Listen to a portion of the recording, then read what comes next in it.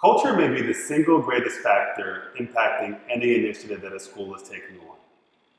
Business management guru Peter Drucker is credited with the phrase, "Culture eats strategy for breakfast." That's not to say that other things aren't important, but it is to say that culture is the single greatest thing that will determine the success or failure of any initiative within an organization.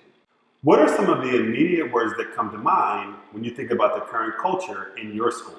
When we think about a blended learning culture, there are 4 critical components that make up that culture. 3 of them come directly from Google, an organization that has done an incredible job in becoming an innovator in the space. But those 3 are risk-taking, collaboration, and trust. When these elements are present, that's when an organization is able to truly operate at its highest level. People take risks, they're not afraid to fail, they share successes, and the highest forms of learning and innovation can take place. At Link, we add a 4th element, and that is agency. We view student agency as a critical component of true student-centered learning in a blended environment.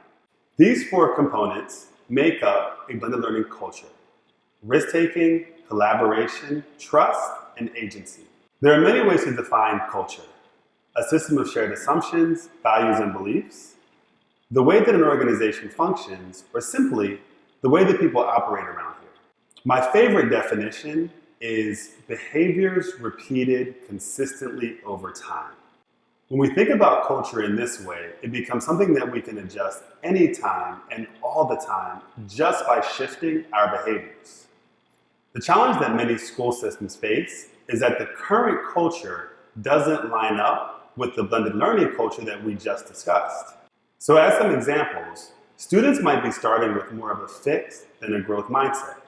Teachers may be nervous to try new things, and especially nervous to share that with their colleagues. In this cycle, we're going to begin to really understand what it means to create a culture of generativity, where students, teachers, leaders, all within the school community, feel and look at themselves as true generative learners in a generative culture.